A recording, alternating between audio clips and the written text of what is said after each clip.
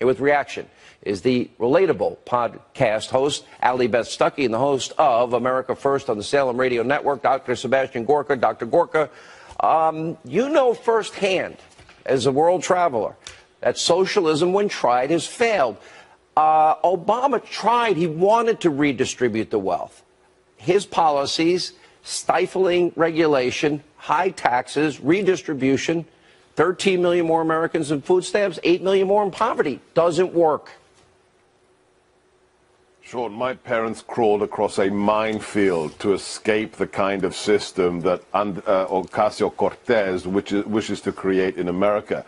I think it's very telling that she has these latent totalitarian tendencies whereby she thinks the people's will in Venezuela should be ignored and Maduro's regime should be recognized. Can you imagine, Sean, if in the last 6 days the media had paid as much attention to Venezuela as they did to the fake news about the Catholic Covington schoolboys being racists? If they'd actually told the truth about Venezuela, nobody in America would wish what this woman wishes to put upon us. 40 countries have tried this system. It has all failed. Redistribution of wealth means you have to take it from somebody else first. Socialism is inherently dictatorial, and this woman, Ocasio Cortez, wishes to see that in America. But it's all the Democrats now. It's Ocasio Cortez. It is Nancy surrendered. Comrade de Blasio, Ali.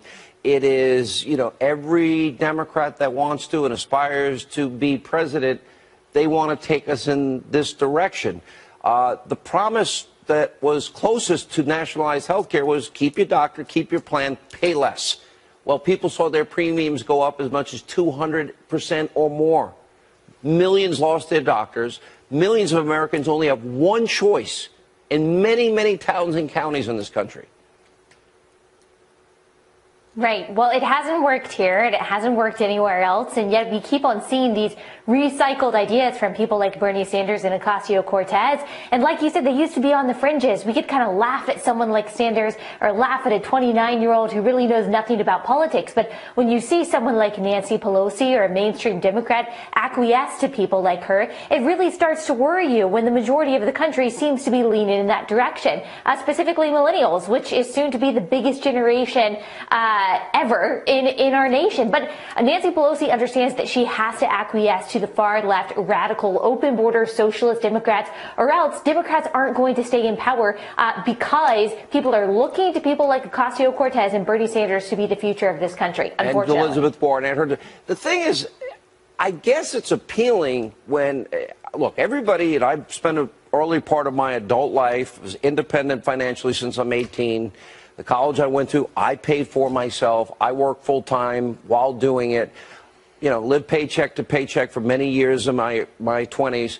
And it's appealing maybe to a lot of people because it would take away their fear. The government's going to provide daycare, health care, provide housing, maybe a new car will be the next proposal, Dr. Gorka. But don't worry, we're going to take it from those people. But it's really about them keeping power. It's a power play, and it will always disappoint. It's only appealing if you have no sense of history and the suffering of millions of people, 100 million people killed and hundreds of millions who have been persecuted. That's the reality. It's nice in the kind of way of people giving you something for nothing, which never actually happens in real life. That's the shame of it. The radicals have taken over the Democrat Party. That's why we have a shutdown. Nancy is giving in to the extremists. All right, thank you both for being with us. Democratic 2020 contender Senator Liz Warren tonight says Republicans are scared of President Trump. But she hopes some more Senate Republicans will break ranks and defy the president when it comes to the border barrier. This as Senate Majority Leader Mitch McConnell says the two sides are talking despite the two failed votes today. Senator Rick Scott is a Republican from Florida. Great to have you with us tonight. It's great to be here. This place is messed up. Well, listen, we were talking, you're used to being an executive in private business and also as the chief executive of the state of Florida. What's it like to come here and face what you're in the middle of now? It's dysfunctional. You just think about it. Almost everybody you talk to say they want to open up government. Mm-hmm. They all say they want border security. Mm-hmm. Then why don't they do it? I mean, nothing's happening. I hope that with these votes today that Majority Leader McConnell is sitting down with Chuck Schumer, and they're going to get something done. We have to get it for the American public. We have 800,000 people not working. We had a bill on Thursday I thought was going to pass that would pay our Coast Guard. Now, stop and think about it for a second. They cannot quit their jobs, and we're not paying them. It's one thing you have other people not getting paid. They can go stop, right? They can go stop and get another job. Coast Guard can't. They're part of the military. And Chuck Schumer stopped it. Well, why do you think that isn't breaking through? Because we all know there are real people who are being impacted. When you talk about people who are serving in dangerous capacities all over this country, there's word tonight that there is a group of bipartisan senators who are meeting and are talking. Mitch McConnell referenced that tonight. He said at least we're talking. It's supposed to be about 16 of them. Are you one of them? Do you know about the conversations they're having? There's conversations going on, but you know, these sides have just gotten cleared here and there. So I'm hopeful that we're going to see a breakthrough. Hopefully, hopefully tonight or tomorrow, we'll get something going. But we've got to open up government. We've got to. I think here's my frustration. We know we have to secure the border. Why are we doing it 1 year at a time? Let's just do a permanent fix.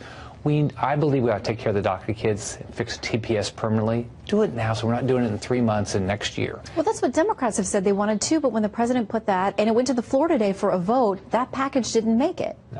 No, it's frustrating. It just seems like it's all politics and who wins, who saves face. This is about the American public doing the right thing, keeping people safe. As governor, you have 3 jobs. Get people a job, get their kids a good education, and make sure everybody's safe. You can live in a safe community. The border is part of that. I mean, if we can't have drugs coming across, we can't have other things happening. We have to keep it safe. I got a briefing this week from Homeland Security, and I talked to Secretary Nielsen today. And, we just went through what do we need to do permanently. Let's do it. Let's don't wait. Would you vote for a 3-week CR, clean or one, as the president and Sarah Sanders said today from the White House, has to have a large down payment on the wall? I mean, Democrats didn't seem like they were for that either. Well, here's what's frustrating. How can you do that when you have Pelosi saying, I'm not going to provide any funding? So that's not a real negotiation. And so the Democrats are saying no funding. So why would you do what would help you to do a 3-week or 2-week continuing resolution if they're not going to negotiate? Well, Donna Brazile told our Dana Perino today that Pelosi may be working on something to present. Although we've heard that's not coming, it'll be interesting to see what does come to fruition. They're not even in town. Well, that's true. She says some of them are, but she's not going to be. While we have you, though, I want to ask you about Venezuela because you've been a very outspoken voice on this. We want to put up a map we have of the number of countries who are supporting and those who are supporting Maduro and those who are supporting the new opposition leader who is being viewed by the U.S. as the interim president there. A lot of violence, lives have been lost. Where do we go from here? Well, first off, I want to thank the president. We had the opportunity with the president of the National Assembly, Juan Guaido, to declare him as the interim leader, and we did. I'm glad we did that.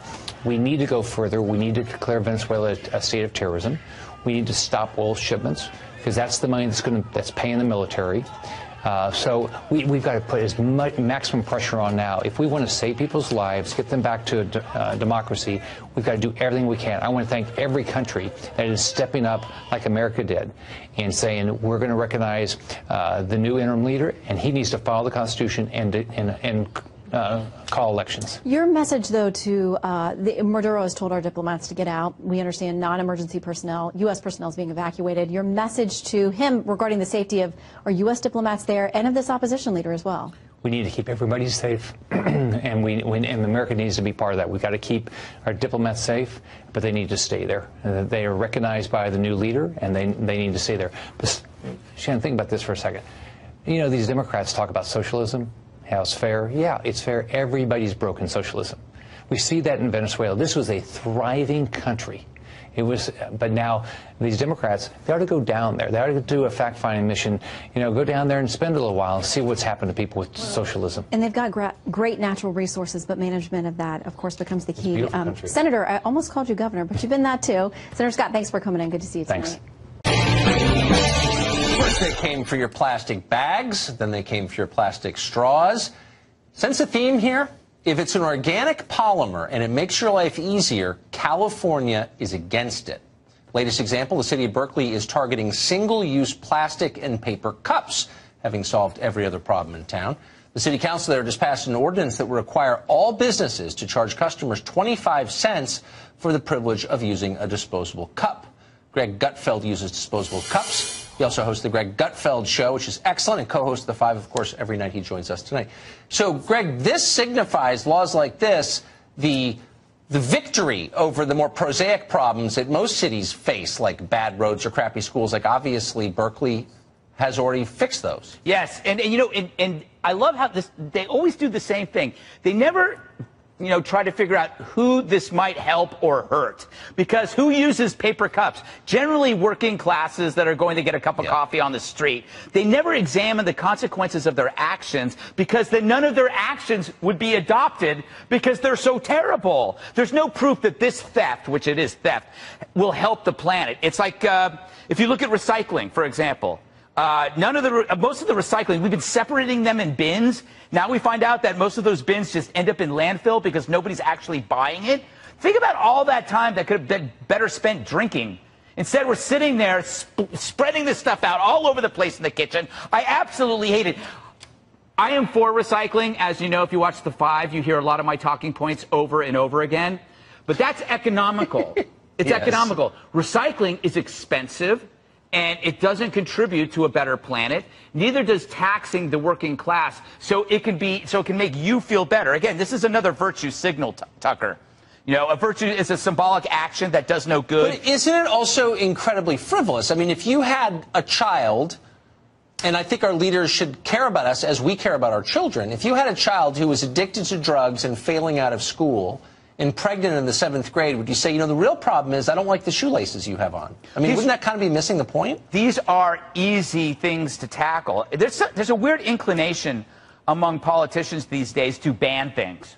Yeah. It's like they actually mistake banning for productive action, when in fact it just limits more freedom. If people, you know, let's look at the plastic straws. Did they think about what that did to the disabled? The disabled need plastic straws, and they didn't think about that.